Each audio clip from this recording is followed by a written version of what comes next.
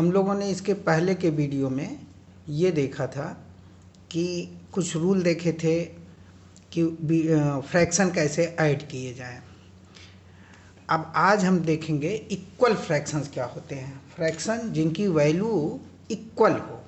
जैसे कल ही आपने देखा था कि जो 3/6 होता है, 3/6,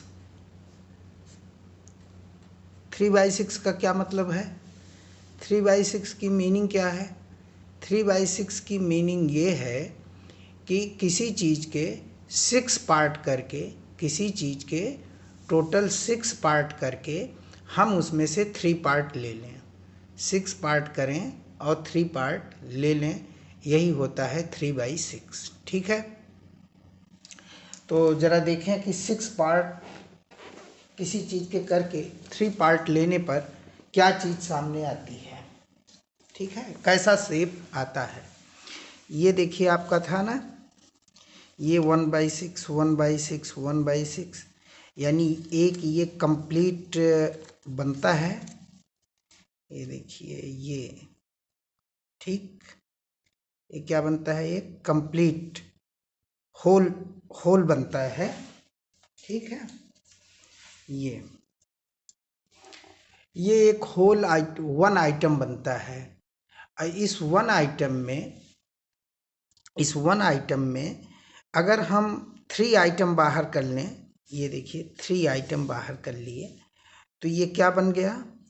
ये एक ऐसे देखिए, ऐसे ऐसे ऐसे हाफ सर्किल बन गया। क्या बन गया? Half circle. ऐसे ही इसको अगर देखिए, ये देखिए ये वाला, ये भी 1/6 ही है। ये देखिए तो ये भी क्या बन गया? हाफ सर्किल बन गया। हाफ सर्किल बन गया कि नहीं? Half circle. ये भी क्या बन गया? Half circle. एक तरह से हाफ है। 3/6 का मतलब क्या हुआ? हाफ। ठीक, ये हाफ को डिनोट करता है। तो 3/6 जो है वो हाफ को डिनोट करता है। इसी तरह से देखिए कि अगर 1/4 और 1/4 ये मैंने लिया और इसमें से 2 पार्ट, अब इसका मतलब क्या हुआ कि कोई चीज़ 1 थी, कोई चीज़ क्या थी? 1 थी, और 1 को हमने 4 पार्ट में डिवाइड कर दिया। ये देखिए ये 1 था, 1 को हमने 4 पार्ट में डिवाइड किया, 4 इक्वल पार्ट्स में। देखिए हमेशा फ्रैक्शन किस में चलता है? इक्वल पार्ट्स में। ये 4 को हमने 1 को हमने किस में डिवाइड किया? 4 इक्वल पार्ट्स में। 4 इक्वल पार्ट्स में जब हमने डिवाइड कर दिया इसको 4 इक्वल पार्ट्स में, अब इसमें से अगर हम 2 पार्ट्स ले लें, देखिए 2 पार्ट्स, ये 2 पार्ट्स हम ले लिए, ये भी देखिए सेमी सर्किल है। ये भी क्या है? Semi circle. अगर इसको देखें, इसको और इसको, यानी यहाँ भी देखिए ये क्या हुआ? 2/4। ये क्या हुआ? 2/4। ये था 3/6। इससे देख रहे हैं तो नाम क्या आ रहा है? 3/6। इससे देख रहे हैं तो नाम क्या आ रहा है? 2/4। ये भी हाफ हो गया। ये भी क्या हो रहा है? हाफ हो रहा है। ठीक, ये बात समझ में आ रही होगी। अगर इसको अभी देखें, देखिए इसको अभी अगर इसके ऊपर रखें, ऐसे इसको ले जाके इसी के ऊपर रख दें, देखिए टोटल ढक लिया। यानी कि 2/4 जो था वो 3/6 के बराबर ही था। देख रहे हैं ना? ये जो 3/6 था, ये तो 3/6 था, क्योंकि 6 पार्ट करके मैंने 3 पार्ट लिए थे। ठीक, और ये जो था ये 2/4 था, क्योंकि 4 पार्ट करके मैंने 2 पार्ट लिए थे। लेकिन अगर इसको इसके ऊपर रख दें तो क्या कंडीशन हो रही है? ये इसको कवर कर ले रहा है, ये इसको ढक ले रहा है। ठीक, तो इससे क्या समझ में आ रहा है? इससे ये समझ में आ रहा है, अब इसको हटा देते हैं। देखिए इससे क्या चीज़ें समझ में आई? इससे समझ में ये आ रहा है कि 3/6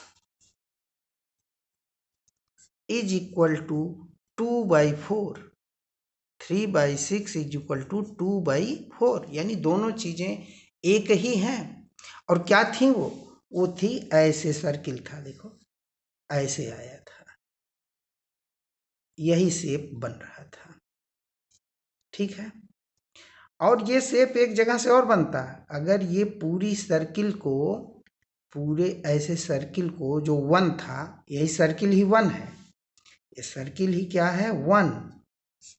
इस 1 को 2 पार्ट करते, देखिए 2 पार्ट किया ना, एक पार्ट ऊपर है एक पार्ट नीचे, और एक पार्ट हम ले लेते तो इस सर्किल का नाम होता 1/2, क्योंकि 2 पार्ट करके 1 पार्ट माने ये वाला या चाहे ये वाला, दोनों बराबर ही हैं, कोई भी एक पार्ट आप ले लेते तो ये होता 1/2, तो ये भी उतना ही आता 1/2।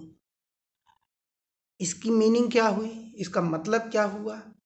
इसका मतलब ये हुआ कि जो 1/2 होता है वैसा ही 2/4 भी होता है, वैसा ही 3/6 भी होता है। ये ऐसा क्यों हो रहा है, ध्यान से देखिए। अच्छा, इसी तरह से आप अगर किसी चीज के 10 पार्ट्स करके 5 पार्ट्स ले लेंगे तब भी यही आएगा। भाई 10 पार्ट्स टोटल थे और उसमें से 5 पार्ट हमने ले लिए, तो एक तरह से आधे मैंने ले लिए, तो 1/2 ही आएगा। तो ये देखने में नंबर्स अलग अलग हैं कि ये 3/6 है, ये 2/4 है, ये 1/2 है, सब नंबर्स अलग दिख रहे हैं, लेकिन रियल में जब इनको कागज पे काट के इनका फ्रैक्शन देखेंगे तो कागज के फ्रैक्शन में ये क्या होगा, कागज के फ्रैक्शन में ये सेम वैल्यू देगा। वैल्यू मीन्स शेप कैसा दिखेगा, पार्ट क्या हुआ, कितना हिस्सा आया, वो सेम आएगा, ठीक है। लेकिन अब ये क्यों आता है, या हमसे कोई, देखिए ये इसलिए आता है कि हम देख रहे हैं ऊपर 1 है नीचे 2 है। ऊपर अगर, यानी इससे अब कंक्लूजन, हमने कहा ना कोई चीज़ जब जान जाइए तो उससे कंक्लूजन निकालिए, कंक्लूजन निकालने के बाद रूल समझिए। इसका मतलब 1/2 के वैल्यू के बराबर, 1/2 वैल्यू के बराबर हम कई फ्रैक्शन लिख सकते हैं। कैसे लिख सकते हैं? ऊपर कोई भी एक नंबर लिख दें, कोई भी नंबर, जैसे यहाँ तो ऊपर 1 था लेकिन नीचे जो है 2 था।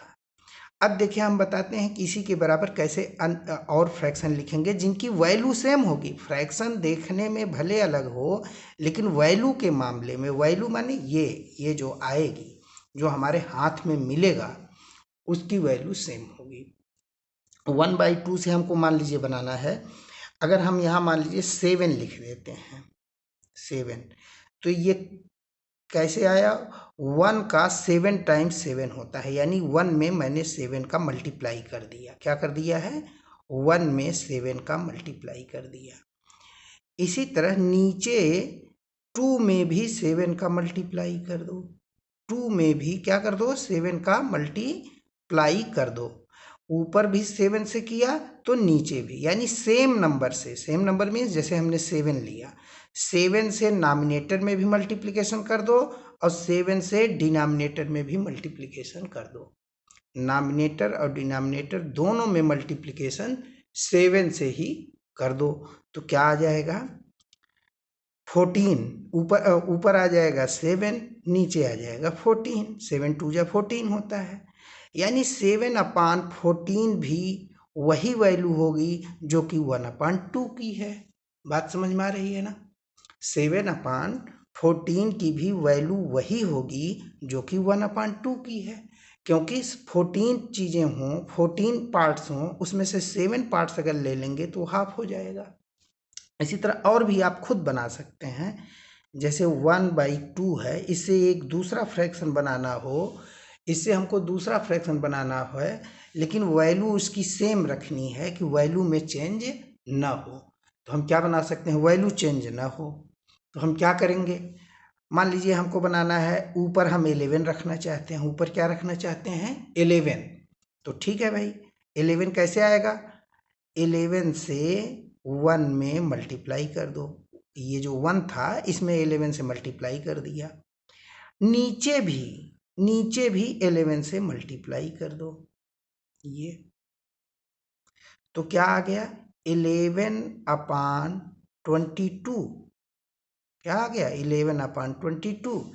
इसका क्या मतलब किसी चीज के 22 पार्ट्स किए, किसी चीज के 22 पार्ट्स करके हम उसमें से 11 पार्ट्स ले रहे हैं। 22 पार्ट कर रहे हैं और 11 पार्ट ले रहे हैं, इसका मतलब हाफ हो गया। ये भी हाफ है। तो अब हम क्या सीख लिए हैं? पहले एक चीज सीखे कि किसी फ्रैक्शन में उसके नॉमिनेटर और डिनोमिनेटर में, किसी फ्रैक्शन के नॉमिनेटर और डिनोमिनेटर में, जैसे 1/2 एक फ्रैक्शन है, अगर इसके नॉमिनेटर और डिनोमिनेटर में सेम नंबर से मल्टीप्लाई कर दें, किससे कर दें? सेम नंबर से, तो जो नया फ्रैक्शन आएगा उसकी वैल्यू भी इसी फ्रैक्शन के बराबर रहेगी। जैसे 11/22 भी 1/2 की ही वैल्यू के बराबर है। इसी तरह 7/14 भी 1/2 के ही वैल्यू के बराबर है। इसी तरह देखिए, अगर 1/2 में हम ऊपर और नीचे 3 से मल्टीप्लाई कर दें, ऊपर और नीचे क्या करें? 3 से मल्टीप्लाई कर दें, तो क्या आएगा? ऊपर आ गया 3 1 जा 3 और नीचे क्या आ गया? 3 2 जा 6, यानी 3 2 जा 6 भी 3/6 भी 1/2 के बराबर है। ठीक, तो फ्रैक्शन ऑफ इक्वल वैल्यू आप समझ रहे हैं कि ऐसे फ्रैक्शन जिनके नंबर्स तो अलग अलग हों, लेकिन नॉमिनेटर डिनोमिनेटर देखने में अलग अलग हों, लेकिन उनकी वैल्यू सेम हो। जैसे 5/10 है, ये कैसे बना?